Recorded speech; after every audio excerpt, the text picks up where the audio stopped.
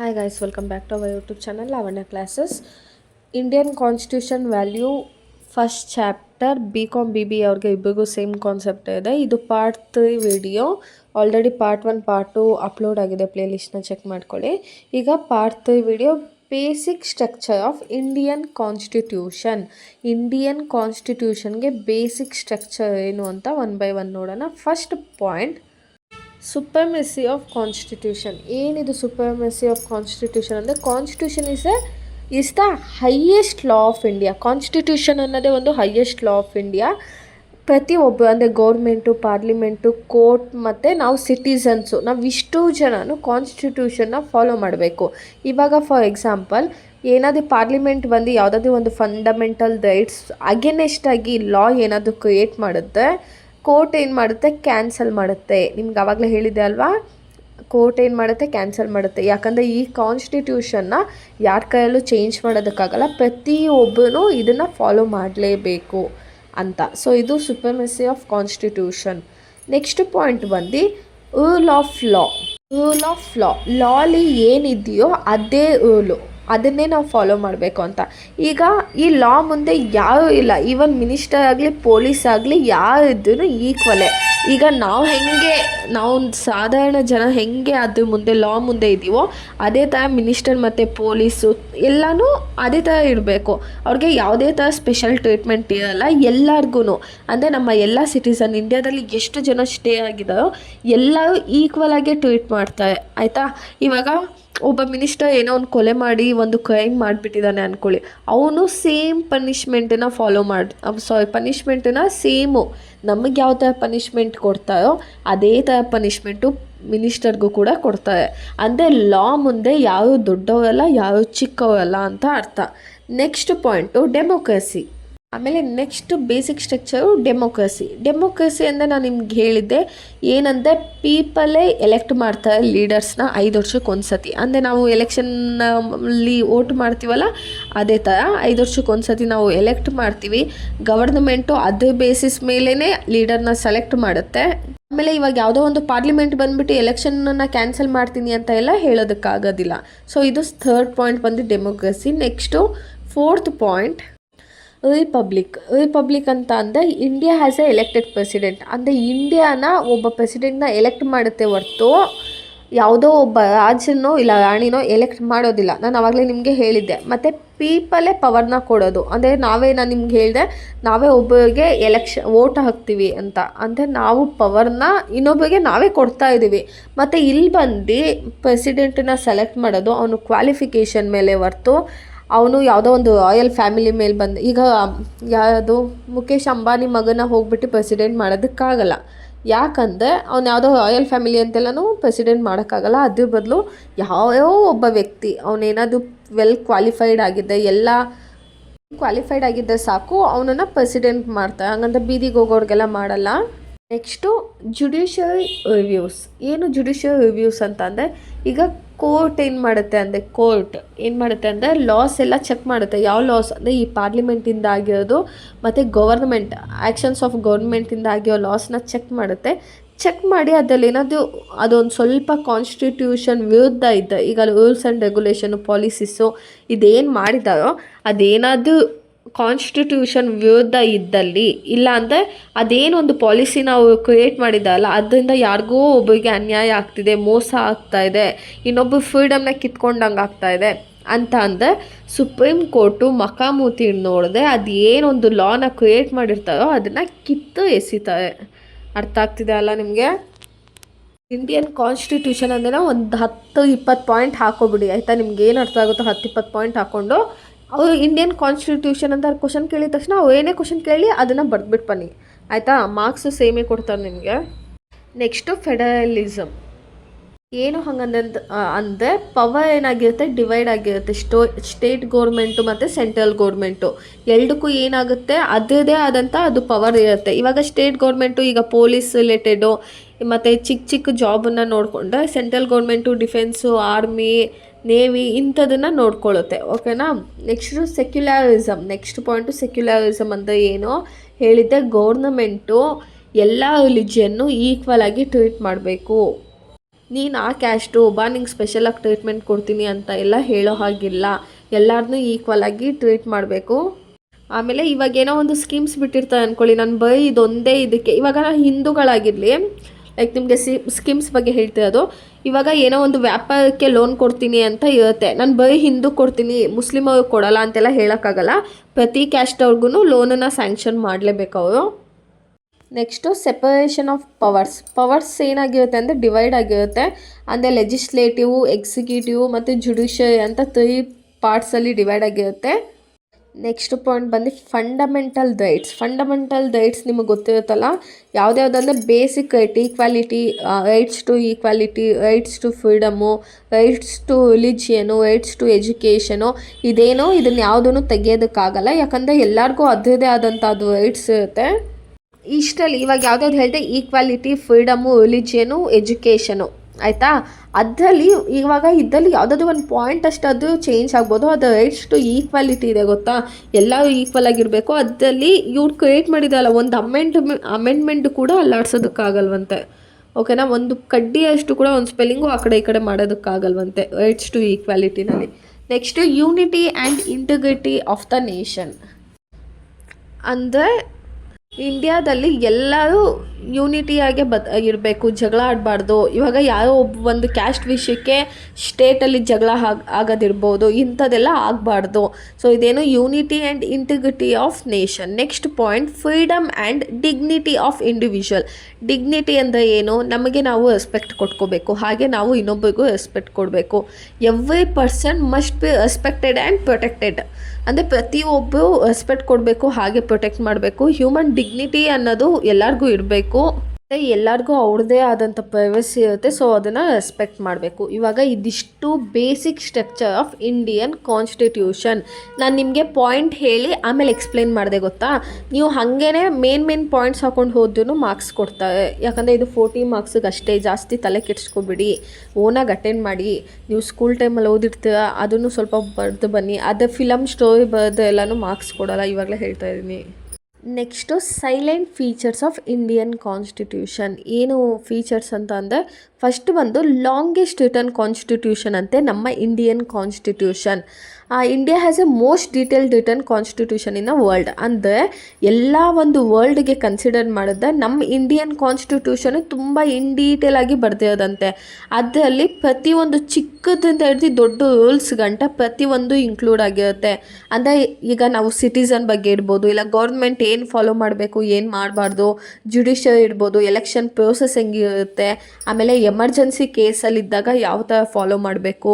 ಅಂದರೆ ಪಾಯಿಂಟು ಇವಾಗ ಸಾಸಿವೆ ಕಾಳಿಂದ ಹಿಡ್ದು ದೊಡ್ಡ ಬೆಟ್ಟ ಗಂಟ ಎಕ್ಸಾಂಪಲ್ ನಿಮ್ಗೆ ಹೇಳ್ತಿರೋದು. ಅಂದರೆ ಅಷ್ಟು ರೂಲ್ಸನ್ನು ಇನ್ಕ್ಲೂಡ್ ಆಗಿದೆಯಂತೆ. ಅಂದರೆ ಯಾವ ದೇಶದಲ್ಲೂ ಈ ಥರ ಇಂಡಿಯನ್ ಕಾನ್ಸ್ಟಿಟ್ಯೂಷನಲ್ಲಿ ನಾವು ಮಾಡ್ದಂಗೆ ಎಲ್ಲೂ ಮಾಡಿಲ್ವಂತೆ. ಮತ್ತು ಈಗ ಬೇರೆ ಕಂಟ್ರಿಲೆಲ್ಲನೂ ಕಾನ್ಸ್ಟಿಟ್ಯೂಷನ್ ಎಷ್ಟಿದೆ ಅಂದರೆ 10 to 20 ಪೇಜಸ್ ಅಷ್ಟೇ ಇರೋದು. ಆದರೆ ನಮ್ಮ Indian constitution 448 articles plus 12 schedules ಇದೆಯಂತೆ, ಓಕೆನಾ. ಇದು 448 ಪ್ಲಸ್ 12 ಶೆಡ್ಯೂಲ್ಸ್ ಇದೆ ಅಲ್ವಾ, ಇದು ನಿಮಗೆ 1 ಮಾರ್ಕ್ಸಿಗೆ ಕೇಳ್ತಾರೆ. Next drawn from many sources. ಅಂದರೆ ನಮಗೆ ಈ ಇಂಡಿಯನ್ ಕಾನ್ಸ್ಟಿಟ್ಯೂಷನ್ ಹೇಗೆ ಸಿಕ್ತು ಅಂದರೆ ತುಂಬ ಸೋರ್ಸಿಂದ ನಾವು ತೊಗೊಂಡಿದ್ದು. ಹೇಗೆ ತೊಗೊಂಡ್ವಿ ಅಂದರೆ, ಏನು ಮಾಡುತ್ತೆ ಇಂಡಿಯಾ ಅಂದರೆ ಯೂಸ್ಫುಲ್ ಐಡಿಯಾಸ್ನ ಬೇರೆ ವರ್ಲ್ಡಿಂದ ತೊಗೊಳುತ್ತೆ, ಬೇರೆ ಕಂಟ್ರಿಯಿಂದ ವರ್ಲ್ಡಿಂದ ಎಲ್ಲನೂ ಕಲೆಕ್ಟ್ ಮಾಡಿ ಆಮೇಲೆ ಇಂಡಿಯನ್ ಕಾನ್ಸ್ಟಿಟ್ಯೂಷನ್ನ ಫ್ರೇಮ್ ಮಾಡೋದು. ಈಗ ಫಂಡಮೆಂಟಲ್ ರೈಟ್ಸ್ ಇದೆ ಗೊತ್ತಾ, ಈ ಫಂಡಮೆಂಟಲ್ ರೈಟ್ಸು USA ಇಂದ ತೊಗೊಂಡಿರೋದಂತೆ. ಮತ್ತು ಪಾರ್ಲಿಮೆಂಟಲ್ ಸಿಸ್ಟಮ್ಮು UK ಇಂದ ತೊಗೊಂಡಿರೋದು. ಹಾಗೆ ಕೆನಡಾ ಇರ್ಬೋದು, ಇಲ್ಲಾಂದರೆ ಆಸ್ಟ್ರೇಲಿಯಾ, USSR, ಇಲ್ಲೇ ಇಷ್ಟು ಕಡೆಯಿಂದ ಎಲ್ಲ ಏನು ಮಾಡಿದ್ದೀವಿ, ಕೆಲವೊಂದು ಸೋರ್ಸಸ್ನ ನಾವು ತೊಗೊಂಡು ಅದನ್ನು ಇಂಪ್ಲಿಮೆಂಟ್ ಮಾಡ್ಕೊಂಡಿದ್ದೀವಿ, ಆಯಿತಾ. ನಮ್ಮ ಇಂಡಿಯನ್ ಕಾನ್ಸ್ಟಿಟ್ಯೂಷನಲ್ಲಿ ನಾವು ಹಾಕ್ಕೊಂಡಿದ್ದೀವಿ ಇದನ್ನೆಲ್ಲನೂ. Next point federal system with unitary features. ಅಂದರೆ ಇಂಡಿಯಾ ಏನಾಗಿದೆ, ಟೂ ಟೈಪ್ಸ್ ಆಗಿ ಡಿವೈಡ್ ಆಗಿದೆ. ಒಂದು ಸೆಂಟ್ರಲ್ ಗೌರ್ಮೆಂಟು, ಒಂದು ಸ್ಟೇಟ್ ಗೌರ್ಮೆಂಟ್ ಅಂತ. ಸೆಂಟ್ರಲ್ ಮತ್ತು ಸ್ಟೇಟ್ ಗೌರ್ಮೆಂಟ್ ನೋಡಿದಾಗ ಸೆಂಟ್ರಲ್ ಗೌರ್ಮೆಂಟು ತುಂಬ ಸ್ಟ್ರಾಂಗ್ ಆಗಿರುತ್ತೆ ಅಲ್ವಾ. ಸೊ ಏನಂದರೆ ಇಬ್ಬರಿಗೂ ಪವರ್ಸ್ ಇರುತ್ತೆ. ಆದರೆ ಎಮರ್ಜೆನ್ಸಿ ಟೈಮಲ್ಲಿ ಏನಂದರೆ ಸೆಂಟ್ರಲ್ ಗೌರ್ಮೆಂಟಿಗೆ ಕಂಟ್ರೋಲ್ ಮಾಡೋವಂಥ ಪವರ್ ಸ್ವಲ್ಪ ಜಾಸ್ತಿ ಇರುತ್ತೆ. ಇವಾಗ ಸ್ಟೇಟ್ ಗೌರ್ಮೆಂಟ್ ಯಾವ ಥರ ಕಂಟ್ರೋಲ್ ಮಾಡುತ್ತಂದರೆ ಬರೀ ಸ್ಟೇಟ್ ಪೊಲೀಸ್ನ ಮಾತ್ರ ಕಂಟ್ರೋಲ್ ಮಾಡ್ಬೋದು. ಆದರೆ ಸೆಂಟ್ರಲ್ ಗೌರ್ಮೆಂಟು ಕಂಪ್ಲೀಟ್ ಆರ್ಮಿನ ಕಂಟ್ರೋಲ್ ಮಾಡೋಷ್ಟು ಪವರ್ ಅವ್ರ ಹತ್ರ ಇರುತ್ತೆ. Next point, parliamentary form of government. ಇವಾಗ next parliamentary form of government. ಏನು ಪಾರ್ಲಿಮೆಂಟರಿ ಫಾರ್ಮ್ ಅಂತಂದರೆ, ಈಗ ಪ್ರೈಮ್ ಮಿನಿಸ್ಟರ್ ಮತ್ತು ಕೌನ್ಸಿಲಿಂಗ್ ಮಿನಿಸ್ಟರು ಗೌರ್ಮೆಂಟನ್ನ ನಡೆಸ್ತಾರೆ ಆಯಿತಾ. ಈಗ ಗೌರ್ನಮೆಂಟಿಗೆ ಪವರ್ ಇರುತ್ತೆ. ಇನ್ ಕೇಸ್ ಯಾವಾಗ ಓಡುತ್ತೆ ಗವರ್ನಮೆಂಟು ಅಂತ ಅಂದರೆ, ಲೋಕಸಭಾ ಮೆಜಾರಿಟಿ ಇದ್ದಾಗ ಓಡುತ್ತೆ. ಇನ್ ಕೇಸ್ ಏನಾದರೂ ಮೆಜಾರಿಟಿ ಕಮ್ಮಿ ಆಯಿತು ಅಂದರೆ ಗವರ್ನಮೆಂಟು ಬಿದ್ದೋಗ್ಬಿಡುತ್ತೆ. ಲೈಕ್ ಒಂದು ಎಕ್ಸಾಂಪಲ್ ತೊಗೊಳಂಗಿದೆ, ಈ ಕಾಂಗ್ರೆಸ್ ಗವರ್ನಮೆಂಟಿಗೆ ಲೋಕಸಭಾದು ತುಂಬ ಮೆಜಾರಿಟಿ ಸಪೋರ್ಟ್ ಇದೆ, ಪವರ್ ಇದೆ ಅಂತ ಅಂದ್ಕೊಳ್ಳಿ. ಸೊ ಅದಕ್ಕೆ ಗೆಲ್ತಾರೆ. ಇನ್ ಕೇಸ್ ಲೋಕಸಭಾ ಏನಾದರೂ ಕೈ ಕೊಟ್ಟರೆ ಗವರ್ನಮೆಂಟ್ ಬಿತ್ತು ಅಂತ ಅರ್ಥ ಆಯಿತಾ. Next secular state. Next point secular state ಅಂತಂದರೆ ಇಲ್ಲಿ ಯಾವುದೇ ರಿಲಿಜಿಯನ್ಗೆ ಸ್ಪೆಷಲ್ ಟ್ರೀಟ್ಮೆಂಟು ಇಂಪಾರ್ಟೆನ್ಸು ಇಲ್ಲ. ಅರ್ಥ ಆಗ್ತಿದೆ ಅಲ್ವಾ ನಿಮಗೆ? ಇದು ಸುಮ್ಮನೆ ಒಂಥರ ಸ್ಟೋರಿ ಥರ ಕೇಳೋನು ನೀವು ಬರ್ಬೋದು, ಅದು ಪಾಯಿಂಟ್ ವೈಸ್ ಬರಬೇಕು. All the religions are equal in front of law. ಇಲ್ಲೇನು ಹೇಳ್ತಾ ಇದೆ, ಯಾವುದೇ ಒಂದು ರಿಲಿಜಿಯನ್ಗೆ ಜಾಸ್ತಿ ಇಂಪಾರ್ಟೆನ್ಸ್ ಕೊಡಲ್ಲ ಮತ್ತು ಸ್ಪೆಷಲ್ ಟ್ರೀಟ್ಮೆಂಟ್ ಕೊಡಲ್ಲ. ಎಲ್ಲರೂ ಈಕ್ವಲು, ಹಿಂದೂ, ಮುಸ್ಲಿಮ್, ಕ್ರಿಶ್ಚಿಯನು, ಸಿಕ್ಕು ಏನಾದರೂ ಆದರೆ ಎಲ್ಲರಿಗೂ ಈಕ್ವಲ್ ಆಗಿ ಫ್ರೀಡಮ್ನ ಪ್ರೊವೈಡ್ ಮಾಡುತ್ತೆ ಗವರ್ನಮೆಂಟ್. ಅಂದರೆ ಇದು ಇಂಡಿಯನ್ ಕಾನ್ಸ್ಟಿಟ್ಯೂಷನ್. ಇಂಡಿಪೆಂಡೆಂಟ್ ಜುಡಿಷಿಯರಿ ಏನು ಹೇಳುತ್ತೆ ಅಂದರೆ, ಇಲ್ಲಿ ಯಾವುದೇ ಒಂದು court works independently without pressure from government. ಕೋರ್ಟ್ಗೆ ಏನು ಗೊತ್ತಾ, ಯಾವಾಗ ನ್ಯಾಯ ಅಂತ ಅನಿಸುತ್ತೋ ಆವಾಗ ಅದು ನ್ಯಾಯ ಅಂತಲೇ ಹೇಳುತ್ತೆ. ಯಾವುದೇ ಒಂದು ಗೌರ್ಮೆಂಟ್ ಇನ್ಫ್ಲೂಯೆನ್ಸಿಂದನೋ ಪ್ರೆಷರಿಂದನೋ ಅದು ವರ್ಕ್ ಮಾಡೋದಿಲ್ಲ. ನಾನು ನಿಮ್ಗೆ ಆವಾಗಲೇ ಹೇಳಿದ್ದೆ ಏನಂದರೆ, ಇವಾಗ ಈ ಗೌರ್ಮೆಂಟ್ ಏನಾದರೂ ಒಂದು ರೂಲ್ಸ್ ಆ್ಯಂಡ್ ರೆಗ್ಯುಲೇಷನ್ಸ್ನ ಫಾರ್ಮ್ ಮಾಡಿರುತ್ತೆ. ಅದೇನಾದರೂ ಮೇಯ್ನಾಗಿ ಫಂಡಮೆಂಟಲ್ ರೈಟ್ಸು, ಒಬ್ಬ ವ್ಯಕ್ತಿ, ಒಬ್ಬ ಸಿಟಿಸನ್ನ ಹಕ್ಕಿನ ಮೇಲೆ ಏನಾದರೂ ಅದು ತೊಂದರೆ ಕೊಟ್ಟರೆ ಅದನ್ನು ರಿಮೂವ್ ಮಾಡುತ್ತೆ. ಯಾವುದು ಸುಪ್ರೀಂ ಕೋರ್ಟ್ ಏನು ಮಾಡುತ್ತೆ, ಇವಾಗ ಏನೋ ಒಂದನ್ನು ಫಾಲೋ ಮಾಡ್ತಾರೆ ಅಂತ ಅಂದ್ಕೊಳ್ಳಿ. ಏನಂದರೆ ಸಡನ್ನಾಗಿ ಗೌರ್ಮೆಂಟ್ ಏನಂತೆ, ಯಾವ ಹೆಣ್ಮಕ್ಳು ಓದಲೇಬಾರ್ದು ಅಂತ.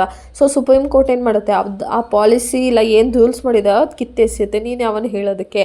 ಆಲ್ರೆಡಿ ಕಾನ್ಸ್ಟಿಟ್ಯೂಷನಲ್ಲಿ ಹೇಳಿದ್ದಾರೆ ರೈಟ್ಸ್ ಟು ಫಂಡಮೆಂಟಲ್ ರೈಟ್ಸ್ ಇದೆ, ಅವ್ರಿಗೆ ಓದ್ಬೋದು, ನೀನು ಯಾವನು ಹೇಳೋದಕ್ಕೆ, ನಡಿ ಮನೆಗೆ ಅಂತ ಹೇಳ್ತಾರೆ.